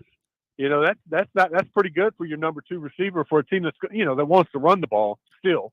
Your lead, I'd say Arkansas's lead receiver will have around 60 catches, 50, 60 catches, but Hornsby's got a chance to be right there and one of their top receiving leaders, just because they're going to force feed and have some special plays just to get him the ball. Yeah. Wes, tell people how they can follow you. We're out of time, Jimmy, but tell people how they can follow you on your show. Oh, go to Twitter. It's Wess_Moore, 2 S's in Wes, 2 O's and more. Or you can download the Buzz app. We got a brand new app. Go to the App Store and download it. 103.7 The Buzz. Yeah. Okay. Sorry about that, Jimmy. I just know Wes has to get off at 5:55. But look, Wes, great stuff and great questions, Jimmy. I mean, I tell you what, you're going to learn a lot when you're on here, and we cover the Razorbacks a lot. And get that app on your phone. And Wes, look forward to having you back on next week. Okay. All right. You guys have a great week. All right. You too. Thanks. Hey, I also wanted to do this real quick. Eddie Murphy's back on here with us, a lifelong friend of mine. I've known him since I was in kindergarten. Big time runner, Vol for life, Jimmy. His father, Ed Murphy. We talked about it last Saturday with Stat Tiger. Eddie, talk about the Ed Murphy Classic coming up. This is a big time. They're going to be rock stars in the track and field world from all over coming to Memphis this week. Tell people how they can get tickets and follow it, and also the 501c3 status, which is very important for people on the tax side.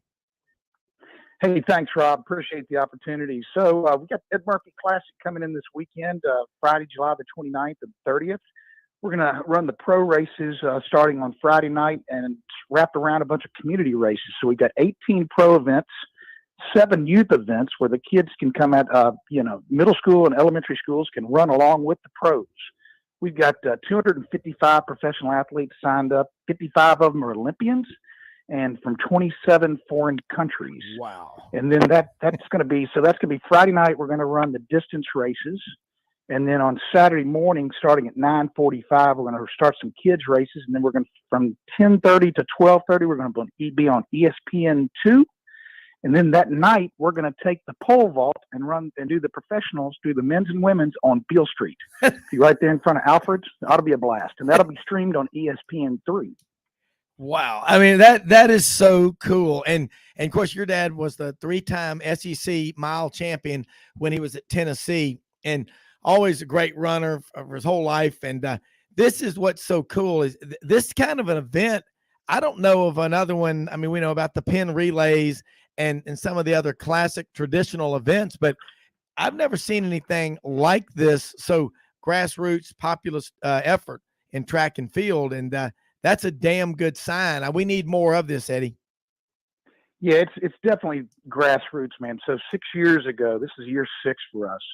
And so my dad's from Brownsville, Tennessee. And so I think I told the story, but yeah, he was the water boy on the basketball team. And Coach Sines was the basketball coach and the track coach.